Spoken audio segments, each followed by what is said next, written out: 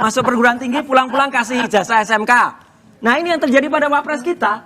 Salah cetak. Ini artinya SMA di universitas. Iya, SMA-nya di universitas. UTS itu kan university, makanya jadi bahan olok-olokan kayak, loh SMA-nya kok di universitas? Kayak Harusnya kalau waras ya, masuknya universitasnya ya UTS juga. ya wajar beliau masuk ke foundation. Terus apalagi yang mau dipertanyakan? Bahwa Gibran mengambil SMK di universitas. Foundation itu bukan universitas, itu kelas persiapan aja. Penyetaraannya itu juga Sri Mulat juga. Semua universitas swasta bekerja sama dengan universitas lain di luar negeri. Itu ijazahnya harusnya MDAS, 2 logo MDAS dan Bradford. Jadi kalau dibilang harus ada 2 logo, itu kata siapa? Ini dagelan Sri Mulat ini. Ya, nggak lucu banget ini. Sangat bisa saya jawab. Kayak mau nggak kalau kemudian diundang oleh Aiman untuk ikut memberikan pernyataan dan mungkin head to head dengan Mas Roy Suryo? Kita lihat di website KPU ya. Di situ aja udah kelihatan. SMA-nya tertulis 2 kali. Masa ada orang mau SMA 2 kali? Kalau perguruan tinggi 2 kali wajar. Gelarnya beda. Masa sekarang adik-adik mau ngambil SMA 2 kali kemudian disetarakan, itu malah hanya setara dengan SMK, Sekolah Menengah Kejuruan.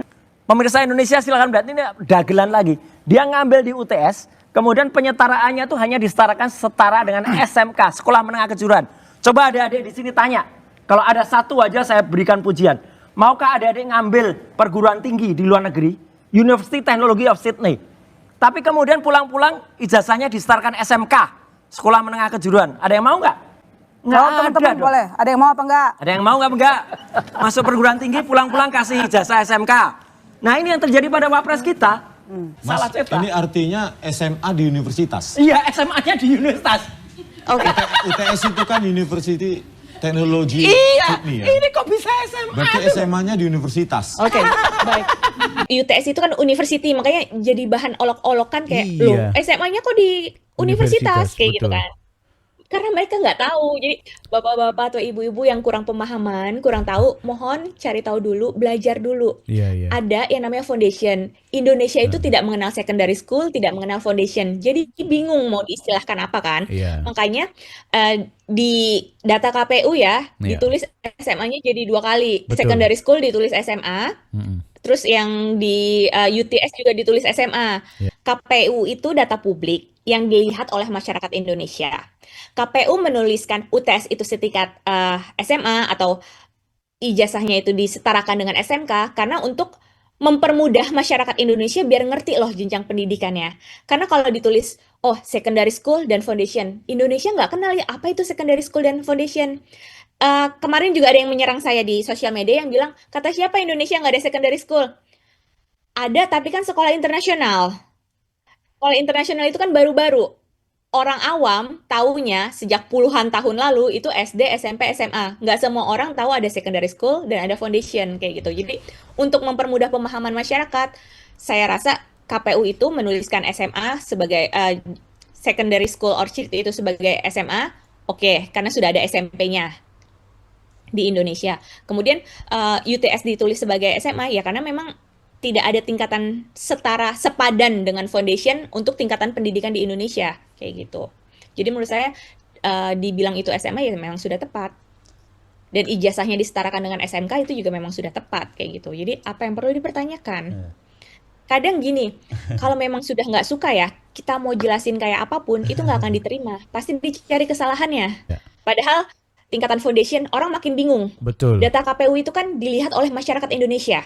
Masyarakat Indonesia awamnya mengenal SD, SMP itu secondary school, kemudian yang UTS-nya juga ditulis. Padahal foundation itu berbeda dari SMA. SMA kan kita belajar semua hal. Mata ada fisika, kimia, kalau yang IPS ada belajar ekonomi dan lain-lain. Kalau foundation itu lebih ke kita belajar apa yang nanti akan kita pelajari di kampus yang kita Pak Gibran mau melanjutkan kuliah di UTS di sini ya. Makanya dia masuk foundationnya itu di UTS. UTS itu kan memang sekelas foundation ya. Jadi rata-rata hampir semua mahasiswa asing yang masuk ke Singapura, kecuali kalau Singaporean kan udah jelas, udah dari secondary school tinggal ke junior college atau politeknik. Rata-rata hampir semua mahasiswa asing nggak cuma dari Indonesia ya, dari negara-negara lain yang saya tahu pernah sekelas sama saya gitu. Dari China, Thailand, Vietnam, even Brazil gitu. Mereka karena adanya perbedaan sistem pendidikan, apalagi negara-negara yang belajarnya itu tidak menggunakan bahasa Inggris, mereka ikut yang namanya kelas foundation. Apalagi Indonesia itu kan bahasa pertamanya bukan bahasa Inggris. Oke. Kampus itu kan tidak mau mengambil resiko kalau misalnya nanti dalam perjalanannya ternyata siswanya itu tidak bisa mengikuti pelajaran kan. Iya. Jadi biasanya disarankan, terutama untuk mahasiswa asing, lewat jalur foundation dulu. Oke. Kayak gitu. Apalagi ada perbedaan kurikulum. Indonesia ada SMP, SD, SMP, SMA, kemudian pindah ke Singapura. Jadi biasanya untuk penyetaraan biar siswanya juga nggak bingung, nggak ketinggalan pelajaran terutama kan. Oh iya iya. Karena iya. ada perbedaan kurikulum pasti yang dipelajari beda. Jadi Oke. biasanya rata-rata yang dari negara-negara yang tidak memakai bahasa Inggris atau negara-negara yang di luar Singapura itu Iya. biasanya masuk disarankan untuk foundation dulu, baru bisa nanti dia ke universitas. Logis nggak seorang yang katanya SMA-nya di Singapura, ya, kemudian katanya lulus ya katanya, ya 2 tahun di UPSS itu nggak ada ijazahnya, terus tiba-tiba lari ke Sydney, ya ke Sydney untuk nempuh 6 bulan ini, harusnya kalau waras ya masuknya universitasnya ya UTS juga, ngapain juga dia balik Singapura lagi? Singapura Sydney itu nggak kayak Jakarta Depok, ya bisa ngojek ke sana enggak? Ini kan jauh gitu loh. Ngapain juga dia sudah jauh-jauh ke Sydney, balik lagi ke Singapura. Iya. Nah, dalam perjalanannya mungkin beliau entah gagal masuk tes ke Sydney-nya atau Iya. kita bisa jadi memang mungkin lebih nyaman sekolah di Singapura. Jadi mungkin setelah foundation lebih nyaman kembali lagi ke Singapura. Kita kan nggak tahu Iya. keputusan beliau. Jadi jangan kita kayak asumsi kita sendiri bilang, oh gagal, bodoh, bla bla bla gitu. Padahal kan ya banyak pertimbangan untuk mau belajar di mana gitu kan. Di Singapura sendiri kan tidak mengenal apa itu SMA, adanya secondary school. Dan secondary school itu 4 tahun atau 5 tahun. Dengan beliau sudah 3 tahun di Indonesia, sisa 2 tahun, dan 2 tahunnya pun juga sudah masuk ke Orchid Secondary School, ya wajar beliau masuk ke foundation. Terus apalagi yang mau dipertanyakan, kenapa selalu dipermasalahkan? Oke. Saya cuma mau berusaha meluruskan ya, Iya. karena tiba-tiba rame lagi. Tadinya saya memang nggak terlalu ikut campur urusan politik di Indonesia lah, Oke. karena tiba-tiba ramai. Terus jadi saya lihat beberapa cuplikan Oke. oleh beberapa orang yang di televisi nasional, Iya. mereka memberikan penjelasan yang agak kurang masuk ya, maksudnya agak kurang tepat penjelasannya. Oke. Jadi mereka punya informasinya itu tidak lengkap, Iya. pengetahuannya mungkin terbatas, tapi mereka bisa dengan berani Oke. menyampaikan opini pribadi, Oke. kemudian disertai mengolok-ngolok. Itu saya jadi kayak, kok gini ya? Iya. Jadi kayak tontonan yang kurang beradab jadinya kan. Cocok. Jadi saya di sini tuh cuma mau meluruskan biar masyarakat Indonesia tahu ini loh perbedaannya sistem pendidikan di Indonesia sama Singapura memang beda gitu. Betul. Jadi jangan perbedaan itu ditutupi, kemudian ditambahi opini pribadi, Iya. kemudian ditambah ajakan untuk membenci. Itu kan jadi pembodohan publik. Itu SMA 2002, 2004 itu 2 tahun. Ya, itu nggak ada ijazahnya. Tadi secondary orchid bla bla bla itu Ya. SMA 2 tahun. Berarti kalau kita melihat di sini logikanya bahwa di sini hasil penyetaraan bahwa Gibran mengambil SMK di Universitas Teknologi Sydney. Ada Sana kan pertanyaan pendidikan ngaco. tinggi Ya. universitas. Ya. Kenapa di sini disetarakan ke pendidikan dasar dan menengah? Nah, kalau banyak orang komplain soal kenapa UTS disetarakan dengan SMK, Oke. menurut saya sudah tepat. Kenapa? Karena UTS itu foundation. Dia bukan SMA. Lebih ke kejuruan seperti SMK. Jadi menurut saya ya memang sudah tepat kalau sertifikat dari UTS itu disebutnya setara SMK. Karena Oke. memang yang dipelajari di masa foundation itu adalah hal-hal yang akan kita pelajari di masa kuliah. Universitas yang ada program foundation. Program foundation itu istilah foundation, jadi disetarakannya dengan, karena yang namanya program foundation itu program persiapan untuk kita menuju ke universitas. Iya. Terutama gini, beliau itu kan mengambilnya kejuruan marketing ya, Marketing. jurusan marketing. Pasti saat dia di UTS, di foundation itu, yang dia pelajari adalah dasar-dasar marketingnya. Oke.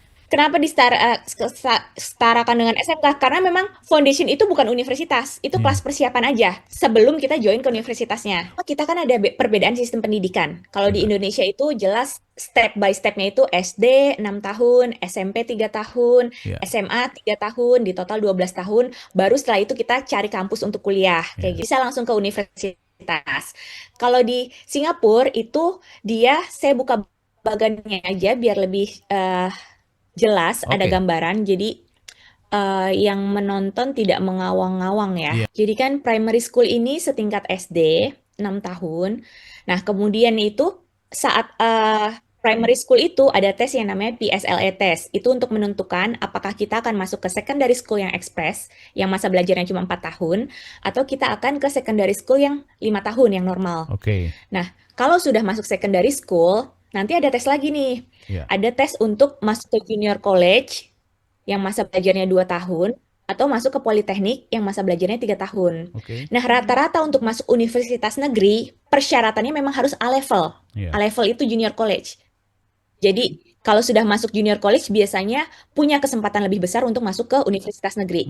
Sedangkan yang gagal masuk junior college, biasanya masuknya ke politeknik, kemudian ke universitas swasta. Iya. Nah, jalur secondary school yang normal, yang 5 tahun, itu pun mereka nggak bisa ke junior college, mereka jadi jalurnya melalui politeknik, kemudian ke universitas swasta, seperti itu. Oke. Nah, kebanyakan para orang tua yang mau anaknya sekolah di Singapura, mereka mengirim anaknya setelah lulus SMP. Kenapa? Karena secondary school di Singapura sendiri itu kan 4 tahun dan 5 tahun. Iya. Mereka sudah lulus SMP, itu kita consider mereka sudah 3 tahun menyelesaikan, bisa dibilang 2/3-nya secondary school. Karena persyaratan secondary school kan 4 tahun atau 5 tahun, sedangkan SMP 3 tahun.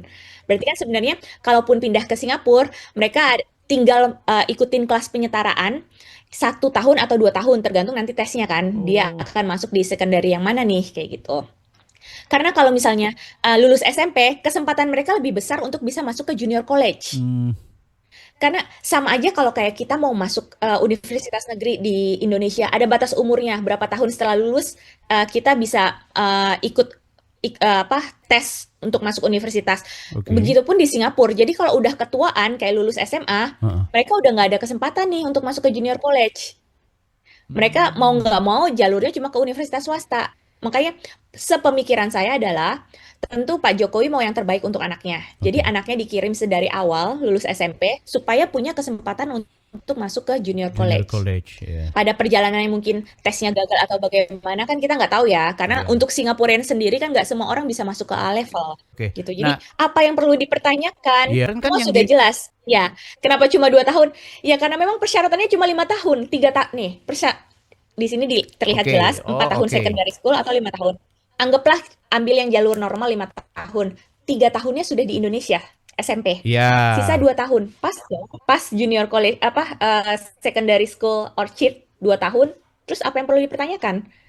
Dibilang pikiran mereka adalah SMA harus 3 tahun karena Iya. nggak akan nyambung. Di Singapura sendiri tidak ada istilah SMA, adanya secondary school 4 tahun atau 5 tahun. Dengan sudah menyelesaikan 3 tahun di Indonesia, Iya. berarti sisa 1 tahun atau 2 tahun di secondary school. Seperti itu. Jadi orang yang tetap ngotot karena mindset mereka itu masih SMA itu harus 3 tahun, padahal sudah jelas-jelas beda. SMP, SMA di Indonesia 6 tahun, sedangkan secondary school di Singapura itu 4 atau 5 tahun. Di situ udah beda. Kemudian yang ada di perguruan tingginya yang katanya di Singapura adanya di MDIS, ya Management Development Institute of Singapore. Itu masuk 2007, lulus katanya 2010. Penyetaraannya itu juga Sri Mulat juga. Kenapa bilang saya Sri Mulat? Artinya lucu juga. Karena di situ tertulis disetarakan itu dari University of Bradford namanya. Bradford itu adanya di UK, United Kingdom. Masa Kemendikbud nggak ngerti kalau UK itu adanya di Kingdom sana? Ditulis dari Singapura. Kan lucu juga, nggak boleh dong. Itu yang beliau tidak tahu. Iya. Ini nggak cuma MDIS loh Pak, jadi saya jelasin ya Pak. Begini, kampus swasta itu cuma boleh mengeluarkan ijazah selevel dengan diploma. Oh, oke. MDIS sendiri punya program diploma. Tapi kalau untuk mengeluarkan ijazah setara S1, itu harus wajib bekerja sama dengan universitas lain di luar negeri. Oke. Kenapa? Biar pendidikan di Singapura itu setara. Kalau untuk universitas negeri kan jelas kualitasnya nggak perlu dipertanyakan lah. Persyaratannya juga rumit untuk masuk. Untuk Singaporean aja rumit. Kualitasnya bagus, terus dia juga gedungnya, fasilitasnya, biayanya, dan ada research-nya. Biasanya kan setiap kampus harus punya research kan.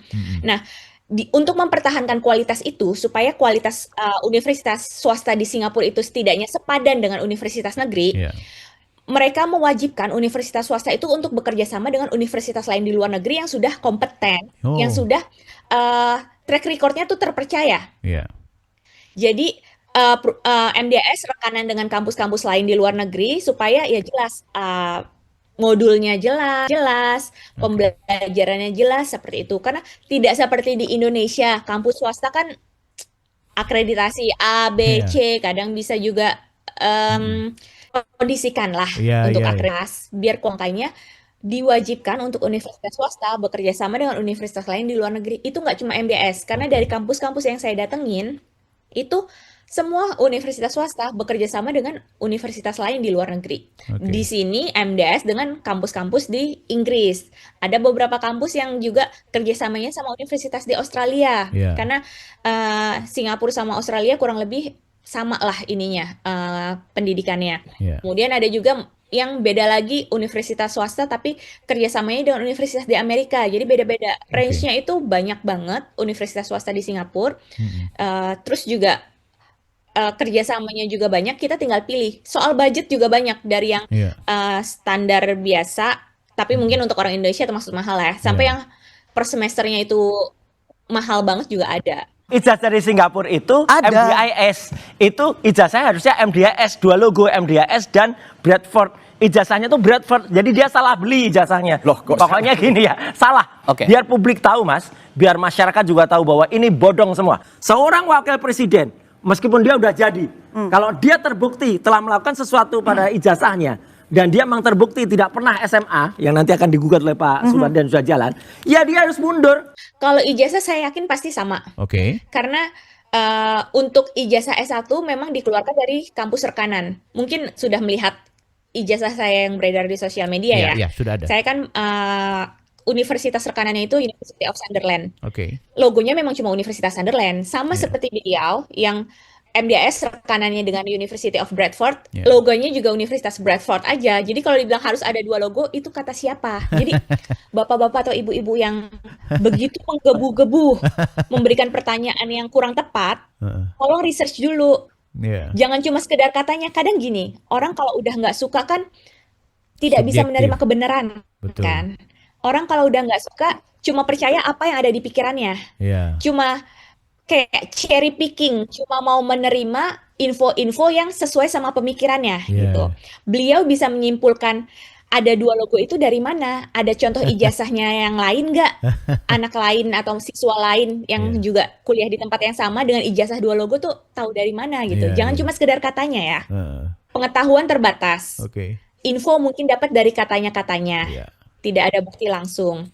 Kemudian ditambah dengan opini pribadi. Oke. Ditambah dengan rasa benci, kemudian disebarkan. Itu loh, maksudnya kayak kebencian itu kan pribadi, disimpan sendiri aja. Iya. Kalaupun mau menyampaikan sesuatu, kalau mau menyebarluaskan, tolong sebarluaskanlah kebenaran. Iya. Jangan menyebarluaskan hal yang belum pasti, Iya. hal yang kita belum paham, kemudian kita kasih bumbu-bumbu. Jadi itu jadi pembodohan publik. Itu yang saya sayangkan. Cocok. Jadi saya nggak bisa menjudge pilihan politik orang sebagai pendukung atau pembenci. Ya. Saya di sini cuma mau menyampaikan kebenaran, itu aja. Oke. Ini dagelan Sri Mulat ini, ya nggak lucu banget ini. 2019 surat penyetaraannya, ketika itu di UTS itu tahun 2006. Padahal dalam CV-nya Gibran yang ditaruh di KPU, katanya ini tahunnya adalah lulusnya 2007. Nah, itu sangat bisa saya jawab. Kayak beliau itu kan setelah lulus kuliah jadi pengusaha dulu kan. Cocok. Pengusaha ijazahnya tidak diperlukan. Betul. Jadi disetarakan juga buat apa? Disetarakan itu kalau memang bekerja sebagai PNS, mau maju sebagai kepala daerah. Pada saat beliau lulus kan belum ada tujuan itu. Iya. Jadi buru-buru langsung disetarakan buat apa? Sampai saat ini pun ijazah S1 saya belum disetarakan di Indonesia karena saya belum kembali ke Indonesia untuk tinggal permanen gitu. Iya. Jadi belum ada kepentingan untuk menyetarakan itu, jadi ya memang buat apa? Nggak semua orang lulus dari kampus di luar negeri langsung buru-buru, oh iya kita menyetarakan ijazah. Banyak dari teman-teman saya yang sudah lulus dari kampus di luar negeri, mereka bekerja, apalagi bekerjanya di luar negeri. Ya disetarakan juga buat apa? toh company-nya menerima ijazah kami gitu. Itu Ya karena kemarin. disetarakan itu karena saat beliau mau maju kan baru disetarakan. Sebelumnya kan beliau tidak bekerja di pemerintahan, Iya, nggak bekerja juga betul. sebagai PNS, nggak Heeh. butuh ijazah yang harus disetarakan. Jadi ya menurut saya begitu. Jadi memang itu kayak udah titik akhir saking nggak ada lagi yang bisa dipermasalahkan. Jadi hal itu yang dipermasalahkan karena kalau memang tidak ada kepentingan yang untuk segera menyetarakan ya buat apa? Saya rasa untuk masyarakat ya, kalau ada isu yang sedang panas, sebelum kita ikutan panas, ada baiknya kita telusuri dulu lebih jauh. Iya. Jadi jangan ikut terbawa panas, kita cari tahu dulu kebenarannya. Iya. Kemudian kalau memang itu sesuai atau memang sesuai kenyataan, ya sampaikan gitu. Kalaupun ada pihak-pihak tertentu yang punya sakit hati atau kebencian, tahan dulu kebencian Anda, Iya. terima yang namanya kebenaran kayak gitu. Jadi jangan sampai ada kebenaran nggak mau terima karena sudah tertutup kebencian gitu. Padahal yang saya sampaikan ini kebenaran dan ada faktanya dan tolong terima gitu. Jadi sebelum apalagi menyebarluaskan itu kan yang Iya. bahaya ya. Betul. Pengetahuan kita terbatas, ditambah opini pribadi, ditambah rasa tidak nyaman atau sakit hati atau benci, terus mengajak orang-orang untuk yuk ikutan benci orang yang sama yuk, itu kan sangat tidak bijak. Maksud saya gini, apalagi masuk TV nasional gitu, Betul. itu kayak mempertontonkan sirkus sambil dengan bahasa yang kurang bijak saya melihatnya gitu. Seharusnya tokoh publik bisa mencerdaskan bangsa, bisa memberikan pengetahuan yang benar, kemudian bisa menyampaikan memang berdasarkan fakta. Jadi sebelum ngotot, ada baiknya cari tahu dulu, Iya. dan kemudian sampaikanlah dengan baik, tidak perlu dengan mengolok-ngolok atau mengejek gitu. Itu jadi kurang elok dilihatnya. Iya. Malah justru terkesan merendahkan diri sendiri saya melihatnya seperti itu. Rakyat bersuara di program E-News YouTube. Mau nggak kalau kemudian diundang oleh Aiman untuk ikut memberikan pernyataan dan mungkin head to head dengan Mas Roy Suryo dan kawan-kawan yang menolak? Saya nggak keberatan. Oke. Saya nggak keberatan.